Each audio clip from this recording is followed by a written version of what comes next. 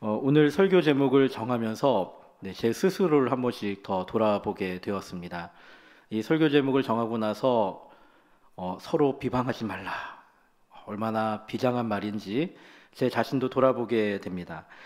이 야고보서에서 이 야고보는 흩어진 12지파에게 이 편지를 보내면서 유대 전역에 로마 제국 전역에 살고 있는 또 유대인들에게 예수님을 믿는 그리스도인들로서 율법을 아는 이들에게 실제적인 권면을 하고 있습니다. 우리들이 어떠한 삶을 살아가야 하는가? 그리스도인으로서 우리들의 삶의 모습은 어떠해야 하는가?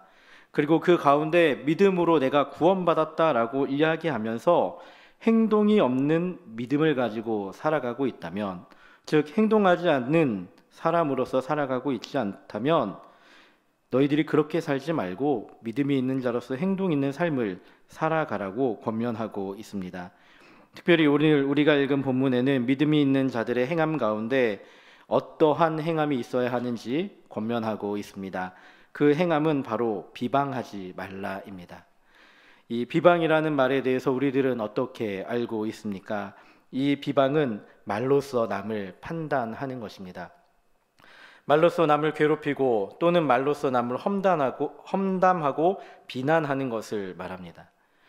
다른 말로 하면은 남에 대해서 서로 깎아내리고 내가 보다 높은 자리에 앉으려고 남을 내리게 하는 것, 남을 상처 입히는 것, 그것이 바로 비방입니다. 그리고 이 비방의 모습을 바라보면은 내가 높아지려고 하는 교만의 시작이기도 함을 우리는 보게 됩니다.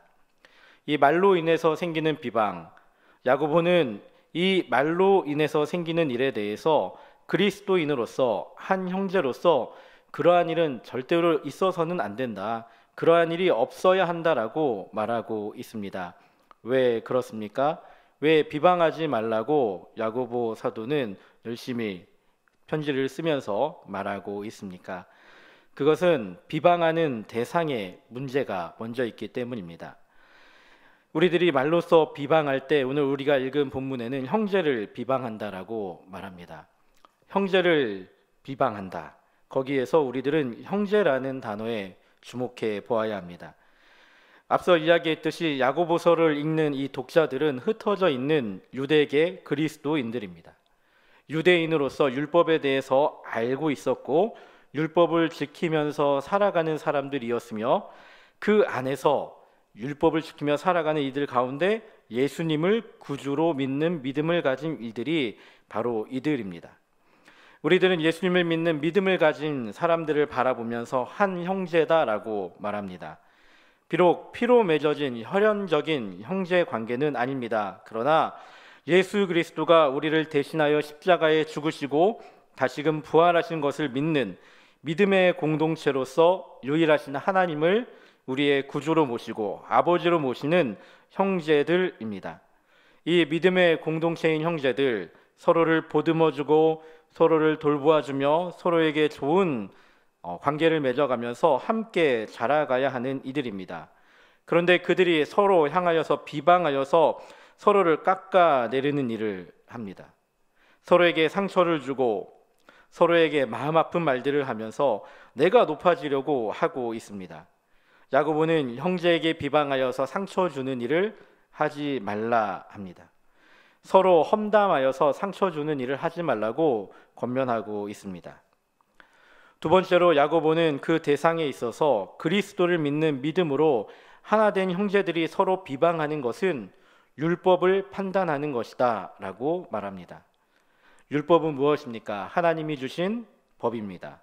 어떻게 해야 하나님의 뜻대로 살 수 있는지에 대해서 알려주고 무엇이 하나님이 기뻐하시지 않는 일인지에 대해서 알게 하는 것이 율법입니다.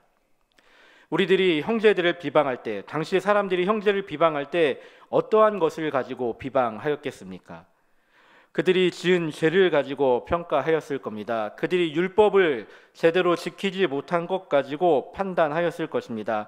그런데 거기에서 더 나아가서 율법 자체를 자기 마음대로 판단하는 데까지 나아가서 네가 이 율법에 대해서 잘못 해석하고 있다라고 말하기까지 한다는 겁니다. 율법에 대해서 마음대로 판단하고 마음대로 평가하는 것, 그리고 율법을 판단하면서 자신이 스스로 생각하여 율법에 대해 판단하게 됩니다. 이 모습을 바라보면서 야고보는 이렇게 말합니다.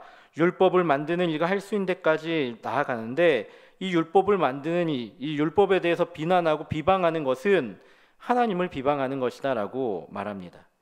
이 율법을 만드신 이가 누구입니까? 이 율법을 정한 이가 누구입니까? 이 율법을 사람이 정하였습니까? 아닙니다. 이 율법은 하나님이 주신 것입니다. 율법을 판단하는 잣대는 누가 판단하는 것입니까? 그 율법을 판단하는 것은 하나님이 판단하시는 겁니다. 곧 율법을 판단한다는 것은 하나님을 판단하고 있는 것입니다. 형제를 판단하고 비방하는 것은 율법을 판단하고 비방하는 것이고 그 뒤를 이어서 하나님을 판단하고 비방하고 있다라고 말하는 겁니다. 자기 스스로 하나님이 하신 일에 대해서 평가하고 판단하고 있는 것. 그런데 우리들이 하나님이 하신 일에 대해서 평가할 수 있겠습니까? 하나님이 하신 일들에 대해서 우리가 평가할 수 있습니까?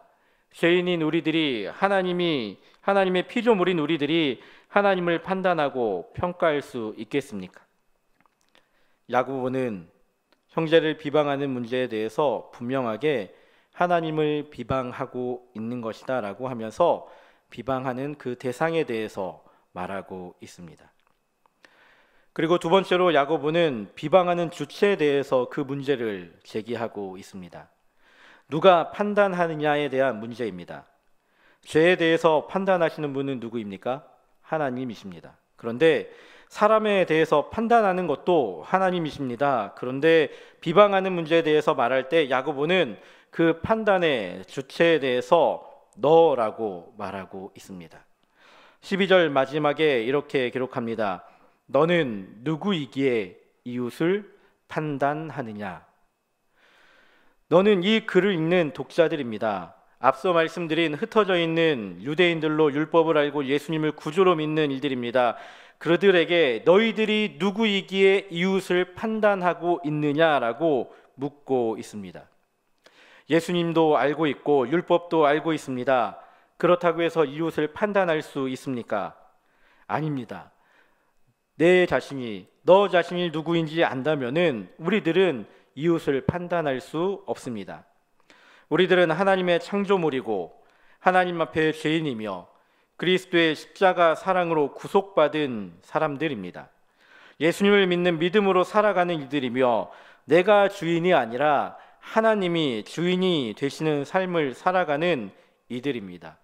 바로 그들이 그리스도인입니다. 하나님을 주인으로 모시는 이가 그리스도인인데 남을 비방할 때에는 하나님이 주인이 아니라 내가 주인이 되어서 남을 판단하고 비방하고 있습니다. 내 기준으로 생각하고 내 기준으로 판단하는 것, 그것이 바로 우리들이 가지고 있는 문제입니다. 다른 이들을 비방할 때 내가 주체가 되어서 비방합니다. 남을 판단하는 기준은 하나님이 기뻐하시는 일이 판단의 기준이 되는 것이 아니라 내가 기준이 되어버립니다. 내가 생각하는 것, 내가 행한 것이 기준이 되어서 남을 판단하고 비방하고 있습니다. 야고보는 이 비방하는 주체에 대해서 명확하게 말합니다. 비방의 주체는 내가 되어서는 안 됩니다. 이제 이 비방의 문제에 대해 우리들은 그 대상이 우리의 형제가 되어서는 안 되고 그 주체가 내가 되어서는 우리가 되어서는 안 된다는 것도 분명히 알게 됩니다. 그렇다면 우리들은 어떠한 삶을 살아가야 합니까? 비방하지 말라라고 말하는 야고보가 우리들에게 어떠한 삶을 살라고 말하고 있습니까? 먼저 우리들이 살아야 하는 삶은 순종의 삶을 살아야 합니다. 율법을 준행하는 자로서의 삶이 되어야 합니다. 하나님의 말씀에 순종하고 하나님의 말씀에 따르는 삶이 되어야 합니다. 남을 판단하고 비방하는 것이 아니라 남에 대해서 말하기 이전에 내가 먼저 하나님 앞에 나아가서 하나님의 말씀에 순종함으로 살아가는 삶을 살아야 합니다. 율법의 준행자가 된다는 것은 율법을 판단하는 사람이 되라는 것이 아닙니다. 하나님을 사랑하고 이웃을 사랑하는 삶에 대해서 이러쿵저러쿵 말하라고 하는 것이 아닙니다. 하나님을 사랑하고 이웃을 사랑하는 그 율법의 삶을 살기 위해서 그저 내가 할 수 있는 최선의 것으로 내가 있는 그 자리에서 정말로 힘을 다하여서 그 삶을 살아가는 것입니다. 이것 때문에 너는 하나님을 바로 섬기는 것이 아니고, 저것 때문에 너는 하나님을 바로 섬기는 것이 아니고, 내가 하는 그 행동이 이웃을 사랑하는 행동이 아니다 라고 말하는 것이 아니라, 내가 하나님을 섬기기 위해 내가 먼저 바로 서고 이웃을 사랑하기 위해 내가 먼저 그 일을 행하는 것, 그것이 바로 순종의 삶입니다. 그러기 위해서 우리들이 공동체 안에서 할 수 있는 일들이 무엇이 있습니까? 하나님 말씀에 순종하는 삶을 살아야 됩니다라고 말하면서 우리들은 과연 이 공동체 안에서 어떠한 삶으로 살아가야 합니까? 내가 먼저 모범이 되는 삶을 살아야 합니다. 모범이 되는 삶, 그것은 무엇입니까? 하나님 사랑과 이웃 사랑을 내가 먼저 실천하는 삶입니다. 예배에 나오기 힘써야 하고 기도의 자리에 모이기에 힘써야 하며 이웃을 사랑하는 일, 특별히 교회 안에서 선교를 위해 또는 구제를 하는 일에 힘써야 합니다. 또한 우리가 함께 모여 기도하자라고 기도의 제목을 내놓을 때, 또한 다음 세대를 위해 함께 기도하자라고 이야기할 때 내가 먼저 기도하는 자의 삶을 살아가는 것입니다. 또한 교회 안에서만 하는 것이 아니라 나의 이웃들을 향해서 사회 안에서 이웃 사랑을 하는 데 있어서 힘써야 합니다. 그것이 바로 모범된 삶을 살아가는 것입니다. 이전에 광고 드렸듯이 이번에 여름에 신약 통독 세미나가 열립니다.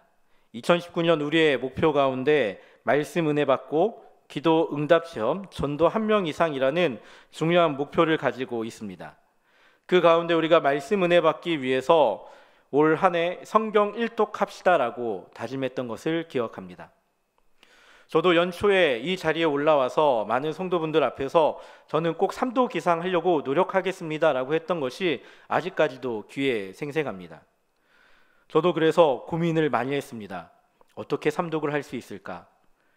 방법은 하나밖에 없습니다. 함께 읽는 것밖에 없었습니다.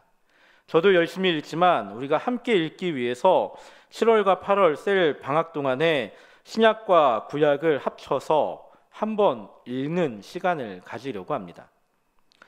다음 주부터는 1층에서 신청을 계속 진행할 텐데 많이 신청하셔서 성경 1독을 방학 중에 먼저 해서 남들에게 모범이 되는 삶을 살아갔으면 좋겠습니다. 저도 그러한 삶을 살아가기 위해서 노력하려고 합니다. 두 번째로 우리들이 모범된 삶을 살아가면서 우리에게 꼭 필요한 것이 한 가지가 더 있는데, 그것은 묵묵히 그 일을 행하는 것입니다. 내가 이거 하고 있으니까 너도 해라고 권면은 할 수 있습니다. 하지만 묵묵히 하는 것은 다른 이들이 말하든 말든 내가 해야 하는 일에 대해서는 그냥 끝까지 그 일을 행하는 것입니다. 나에게 맡겨진 사명이 있습니까? 나에게 맡겨진 일들이 있습니까? 그 일에 대해서 아무런 말 없이 그저 그 일을 완수하기 위해서 끝까지 그 일을 하는 것입니다. 비방하지 않는 자의 삶의 모습은 남에게 뭐라고 말하는 것이 아니라 내가 하는 일을 묵묵히 최선을 다해 행함으로써 내가 남들에게 본이 되고 그 모습을 보며 다른 이들이 도전을 받고 변화받는 것입니다. 우리들이 행하는 삶의 모습은 이러한 삶이 되어야 합니다. 우리가 남들을 비방하지 않고 살아가는 삶의 모습은 내가 묵묵히 내가 행해야 하는 일에 대해서 행하는 삶, 하나님을 사랑하고 이웃을 사랑하는 일에 대해 내가 해야 하는 일에 대해 순종함으로 행하는 것, 그것이 바로 우리들의 삶의 모습이 되어야 합니다. 이제 이 말씀을 함께 정리해 보고자 합니다. 야고보는 우리가 읽지 않았지만 3장 8절에서 혀에 대해서 이렇게 정의하고 있습니다. 우리 함께 8절 말씀을 함께 읽어보겠습니다. 혀는 능히 길들일 사람이 없나니 쉬지 아니하는 악이요 죽이는 독이 가득한 것이라. 그렇습니다. 혀로 하는 것은 길들일 사람이 없습니다. 쉬지 않는 악이고 죽이는 독이 가득한 것입니다. 혀로 하는 것 가운데 오늘 우리가 읽었던 그 말씀에 등장하는 비방도 포함되어져 있습니다. 남을 헐뜯고 남을 상처 입히고 남을 비난하는 것, 그것이 혀로 인하여 일어나는 일들이고 사람들을 죽이는 독이 가득한 일들임을 우리는 기억해야 합니다. 그리고 이 일들이 일어나는 일에 대해 우리는 명확하게 내가 주인이 되었기 때문에 그 일이 일어나고 있다는 사실을 확신하고 기억해야 합니다. 우리들은 반드시 기억해야 됩니다. 내가 먼저 되는 것이 되어서는 안 됩니다. 하나님이 먼저 되어야 합니다. 내가 말로 판단하는 것이 먼저 되어서는 안 됩니다. 내가 먼저 준행함으로 그것을 행하는 삶을 살아야 합니다.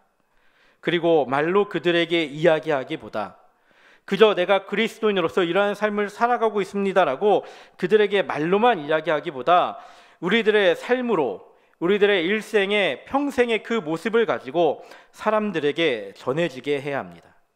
믿는 그리스도인의 삶은 이러한 것이다. 우리들이 진정으로 행해야 하는 그리스도인의 삶의 모습은 이러한 것이다 라고 남을 판단하기보다 내가 먼저 그 삶을 살아가야 합니다. 오늘 이 시간 마지막으로 이 말씀을 함께 따라 외쳐보고 마치려고 합니다. 우리 옆에 있는 사람들을 보면서, 아니 먼저 내 자신을 돌아보면서 이렇게 다짐해 봅시다. 비방하지 말고 순종하라. 내 자신이 먼저 비방하지 말고 순종해야 합니다. 우리 한 번 더, 다시 한 번 더 내 가슴에 손을 얹고 다짐하며 말해 봅시다. 비방하지 말고 순종하라. 비방하지 않고 순종하는 삶, 내가 주인이 되어 남을 판단하는 것이 아니라 하나님이 주인이 되어 말씀에 준행하는 성도들이 되기를 예수님의 이름으로 축복합니다. 아멘. 함께 기도하겠습니다. 하나님, 우리들의 삶에서 행함이 있는 믿음이 나타나게 하옵소서. 말에 있어서 내가 주인이 되어 남을 비방하는 것이 아니라 하나님이 내 삶의 주인임을 기억하며 하나님의 말씀에 순종하는 삶을 살아가게 하여 주시옵소서. 예수님의 이름으로 기도합니다. 아멘.